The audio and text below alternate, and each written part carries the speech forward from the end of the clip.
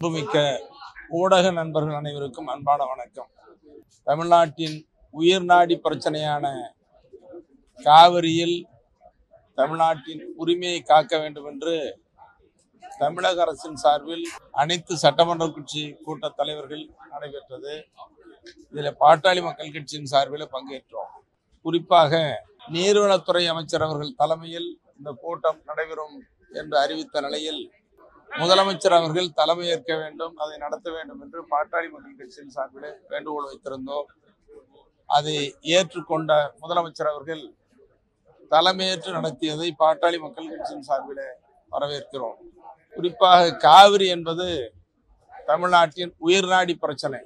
இது தமிழ்நாட்டிற்கு காலங்காலமாக கிடைத்து வந்த உரிமை என்பது மட்டுமல்ல, தமிழ்நாட்டின் 22 மாவட்டங்களுக்கு குடிநீரை வழங்குகிற குடிநீர் ஆதாரமாக இருக்கிற காவிரி. அதோடு அது குறிப்பாக வீராணத்திலிருந்து தலைநகர் சென்னையிலிருந்து ராமநாதபுரம் வரையில 22 மாவட்டங்களுக்கு குடிநீர் வழங்குகிற காவிரி.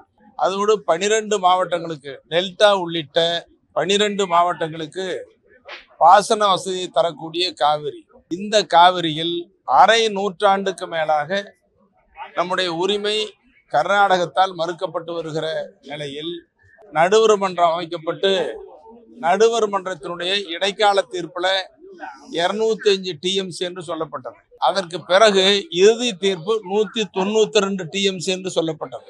அதை அடுத்து உச்சநீதிமன்றத்தால் 177.25 டிஎம்சி என்று தீர்ப்பளிக்கப்பட்டது. இதெல்லாம் பார்த்தீங்கன்னா இதுவே தமிழ்நாட்டுக்கு இழைக்கப்பட்ட அநீதியாக நாம் பார்க்கிறோம்.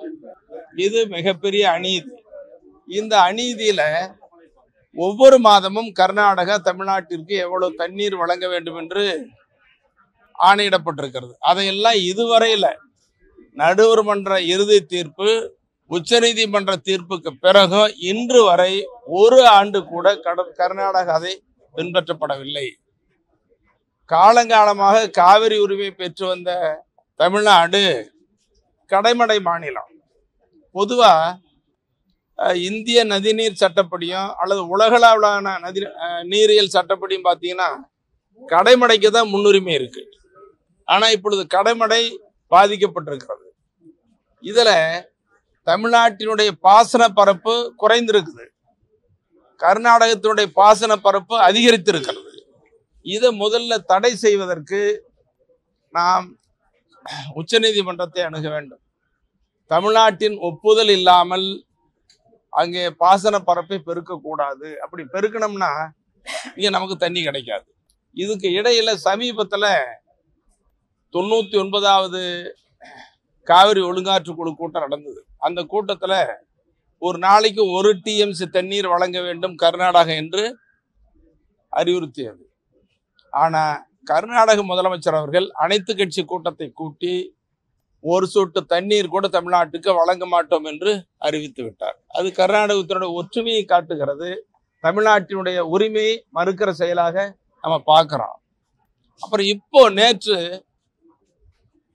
8000 கனஅடி தண்ணீர் வழங்குவோம் என்று சொல்லியிருக்காரு. இது அவர் வழங்கலை. கபினி அணை நிரம்பி விட்டது. கபினி அணை நிரம்பிவிட்ட காரணத்தால் அங்கு தேக்கி வைக்க இயலாத சூழலில் இது 8000 கனஅடி தண்ணி, ஒரு வினாடிக்கு 8000 கனஅடி வீதம் வழங்கப்படும் என்று சொல்லியிருக்கிறார். இது சொன்னதுக்கு பிறகு நேற்று நிலவரம், இன்று காலை நிலவரப்படி காவிரி கபினியிலிருந்து 25,000 கனஅடி திறக்கப்பட்டிருக்கிறது. நான் கூட்டத்துக்குள்ள வரும்பொழுது அங்க கர்நாடகா பேசணும், 35,000 கனஅடி திறந்திருக்கிறாங்க.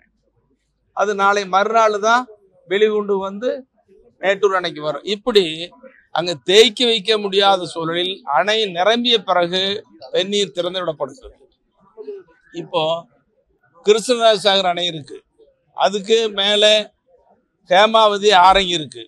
அதெல்லாம் ஒட்டுமொத்தமா பாத்தீங்கன்னா 76 டிஎம்சி தண்ணி அங்க இருக்கு. ஆனா மேட்டூர் அணையில வெறும் 14 டிஎம்சி தண்ணி தான் இருக்கு.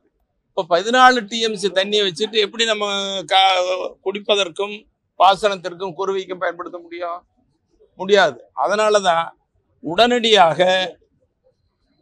காவிரி ஒழுங்காற்று குழுவுல சொன்ன 1 டிஎம்சி தண்ணீர் அல்ல, இதுவரை வழங்கப்பட வேண்டிய நீர் அதாவது பாசன ஆண்டு என்பது ஜூன் மாதத்துல தொடங்கும். ஜூன் மாதம் வழங்கப்பட வேண்டியது ஜூலை மாதம் 31 வரையில வழங்கப்பட வேண்டியது. கணக்கு பார்த்தீங்கன்னா ஒரு நாளைக்கு 3 டிஎம்சி தண்ணி வழங்கணும். அப்ப ஒரு நாளைக்கு 3 டிஎம்சி தண்ணீர் வழங்க வேண்டும் என்று தமிழக அரசு உச்சநீதிமன்றத்தில் வழக்கு தொடர்ந்து பெற வேண்டும். இது முதல் கட்டம். அப்பதான் நம்ம உரிமையை காக்க முடியும். இரண்டாவது கட்டமா இன்னைக்கு பக்ரா பியாஸ் மேலாண்மை வாரியம் இருக்கு. இந்தியாவில் தான் இருக்குது, வேற எங்கேயும் இல்லை. பக்ரா பியாஸ் மேலாண்மை வாரியம் அது ஒருங்கிணைக்கப்பட்ட ஒரு ஆணையத்தை உருவாக்கி அங்க இருக்கக்கூடிய பக்ரா அணை, பியாஸ் அணை இதெல்லாம் ஒருங்கிணைச்சு அந்த மேலாண்மை வாரியம் அமைக்கப்பட்டது. BBMBன்னு சொல்றாங்க, பக்ரா பியாஸ் மேலாண்மை வாரியம்.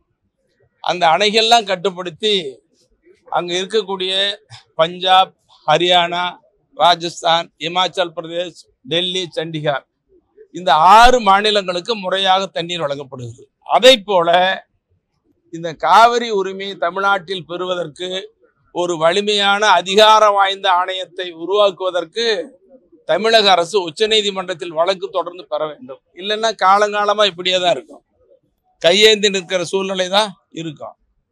அதோட இது ரொம்ப ரொம்ப முக்கியம். இது அரசு, தமிழக அரசு உடனடியாக செய்ய வேண்டும் என்று வலியுறுத்தி சொல்லி இருக்கிறோம். அது மட்டும் இல்லாம மழைக்காலங்கள் இப்ப மழை அதிகமா பெய்யுது. மழைக்காலம் வயநாட்டில் பெய்யுது, குடகுல பெய்யுது. அங்க அணை நிரம்பினா தான் திறந்து விடுறாங்க. அது தேக்கி வைக்க முடியாத சூழல தான் திறந்து விடப்படுகிறத தவிர உச்சநீதிமன்ற உத்தரவுப்படி, நடுவர் மன்ற தீர்ப்புப்படி வழங்குவதில்லை. ஆகவே ஒவ்வொரு மாதமும் எவ்வளவு தண்ணீர் வழங்க வேண்டும் என்று உத்தரவிடப்பட்டிருக்கிறதோ அந்த உத்தரவை மாத கணக்கிடாமல் ஒவ்வொரு நாளைக்கும் அளவிட்டு வழங்க வேண்டும். புதுசா ஒரு நடைமுறை கொண்டு வரணும். ஒவ்வொரு நாளும் வழங்குவதற்கு தமிழக அரசு முயற்சி செய்து உச்சநீதிமன்றத்தை தான் நாடணும். இது பேச்சுவார்த்தையின் மூலம் நடக்காது. இது எங்க நடக்குது? உலகத்துல வலிமையான இந்திய ஜனநாயக நாடுன்னு சொல்றோம். இந்த ஜனநாயக நாட்டுல ஒரே நாட்டுல அண்டை சகோதர மாநிலங்கள், தமிழ்நாடும் கர்நாடகமும் சகோதர மாநிலங்கள், பக்கத்து மாநிலங்கள். இங்க இவ்வளவு பிரச்சனை வரலாமா? வரக்கூடாது. சகோதர நல்லிணக்கத்தை ஊறு விளைவிக்கிற, இந்திய இறையாண்மைக்கு ஊறு விளைவிக்கிற, இந்திய ஒருமைப்பாட்டை குலைக்கிற செயலா கர்நாடக மாநில அரசு செய்து கொண்டிருக்கிறது. இதை தமிழ்நாட்டு மக்களும் தமிழக அரசு வேடிக்கை பார்க்காமல் நம்முடைய உரிமை பெறுவதற்கு ஒன்றுபட்டு நிற்க வேண்டும். அப்படி இல்லைன்னு சொன்னா இன்னும் உரிமை பறிபோயிட்டே இருக்கும். எதிர்காலத்தில் மிகப்பெரிய கேள்விக்குறியாயிடும். காவிரி விட்டா தமிழ்நாட்டுக்கு வேற வழி இல்லை, வாழ்வதற்கு வழி இல்லாமல் போய்விடும் என்ற காரணத்தினால தமிழ்நாட்டின் உரிமையை காக்க எல்லோரும் ஒன்றாக திரள வேண்டும், உரிமையை காக்க வேண்டும். அது பேச்சுவார்த்தை மூலம் நடக்காது. உச்சநீதிமன்றத்தின் வாயிலாக தமிழக அரசு உரிமையை நிலைநாட்ட வேண்டும் என்று பாட்டாளி மக்கள் கட்சியின் சார்பில் வலியுறுத்தினார்.